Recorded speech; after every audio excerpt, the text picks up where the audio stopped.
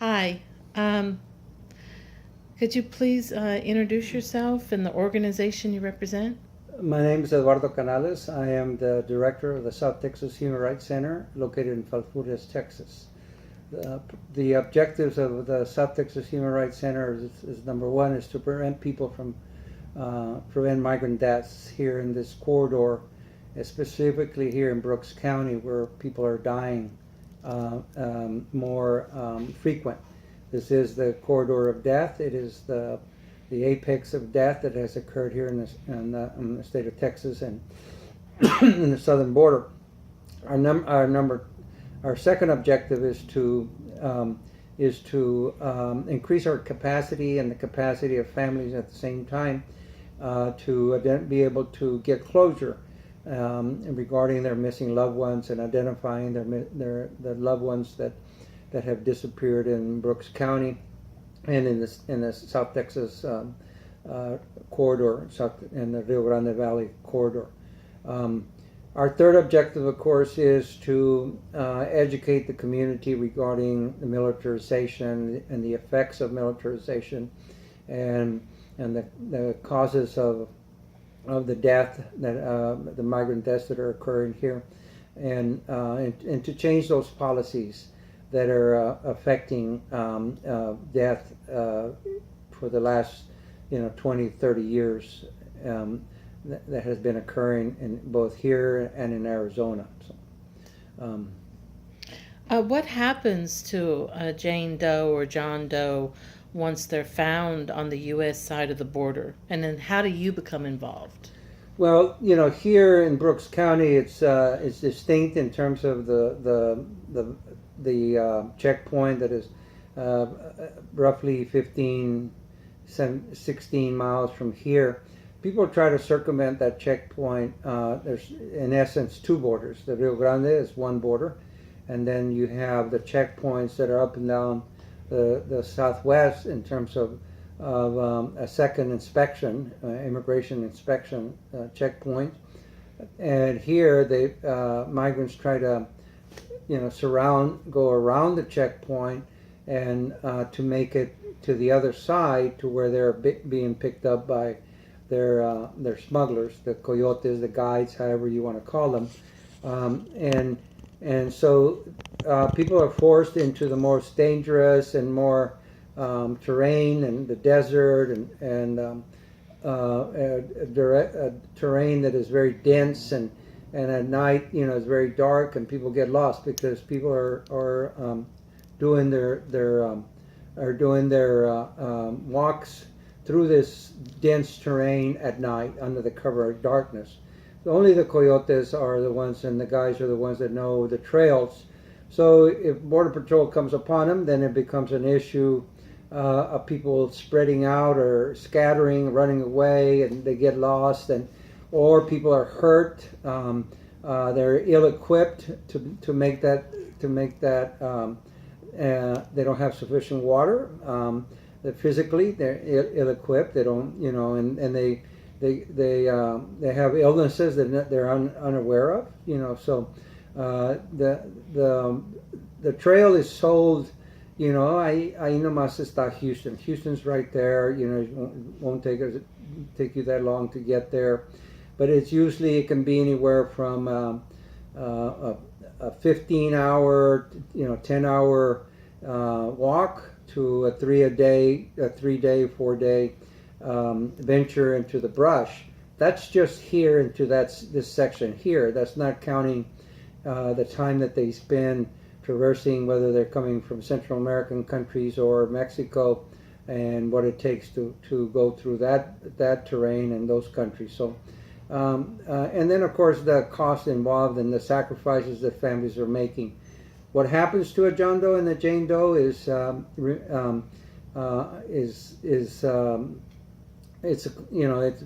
have a justice of the peace that goes to the scene and does an inquest, and that is if people are found. And I would say for every person that is found or every skeleton remain that is out there that is found, encountered just by accident and incidentally, there's 2 or 3 bodies that are not recovered. That's part of the problem that we encounter here, because all this terrain is private property, and we can't just go willy nilly and go search in private property.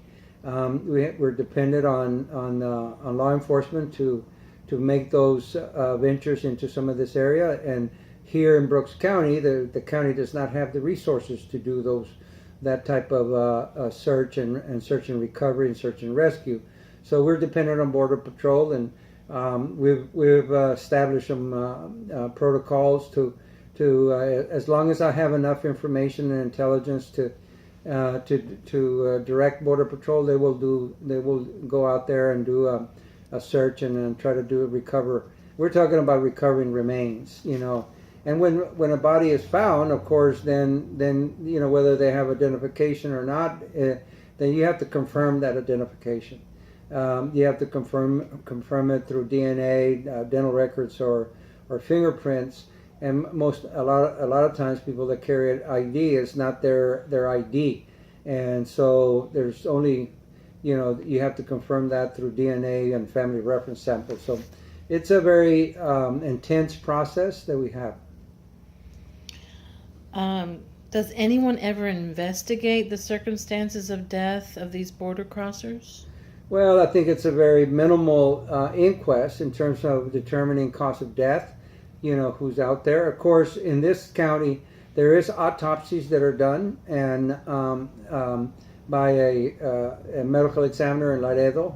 All the bodies go to those to Laredo for cleaning and processing, and DNA samples to be submitted to University of North Texas, as required by law.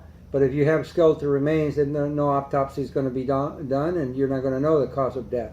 But in most cases, cause of death is people are dehydration and get lost and then just losing all their body fluids and stuff, and they wind up stopping and before you know it, they're perishing out there, and mostly due to the lack of water. That's why we have close to 100 water stations distributed out in Brooks County to try to prevent people from dying. What is NAMUS, and what does the acronym stand for? NAMUS is the National Missing and Unidentified System. It is that system that takes all the missing persons reports and from around the country, and also the unidentified reports that are uploaded into NAMUS. We do that. We have that capacity to do that here at the South Texas Human Rights Center and a memorandum of agreement with the Brooks County Sheriff's Office. So missing persons must have a case number that is assigned to them as a missing persons and registered with a law enforcement agency. And we assign those case numbers, and then we're able to upload that data of a missing person into NAMUS.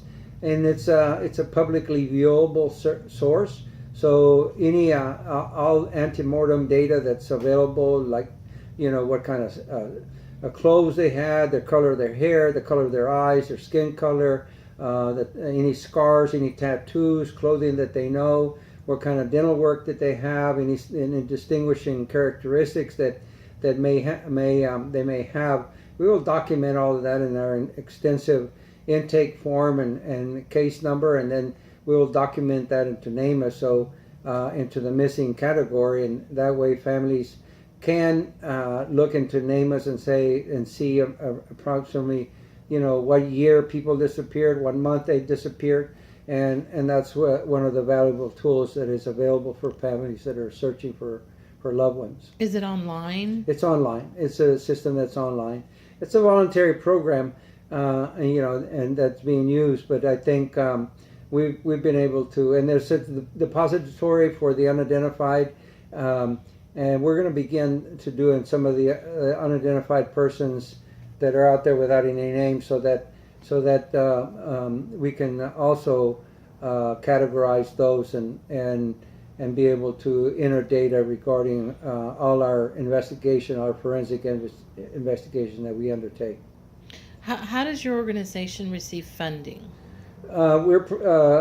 We get small grants. We haven't had a large grant, so we've been able to sustain the center on private donations. Our website is southtexashumanrights.org.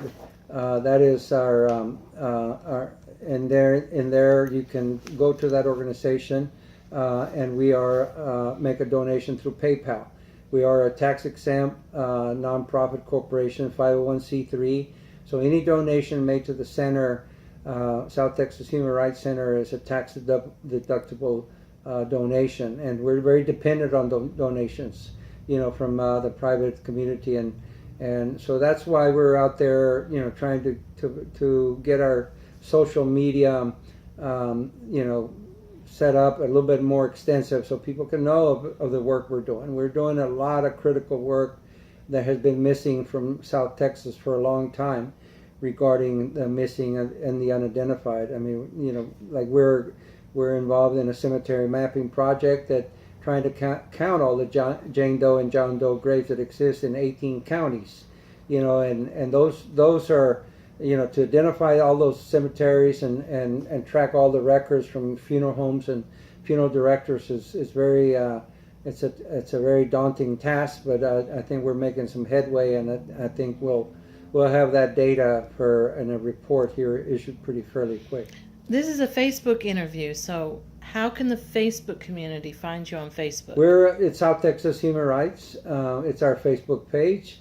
We're on there, and we'll be posting some more stuff there in terms of all of our activities. I mean, we are part of a Nameless Migrants Working Group, which is part of the National Institute of Justice. We're part of a Forensic Border Coalition. We'll start posting a little bit more of that, and we're working on our website also to get the word out. Awesome. Thank you for your time. No, thank you very much, Sabrina.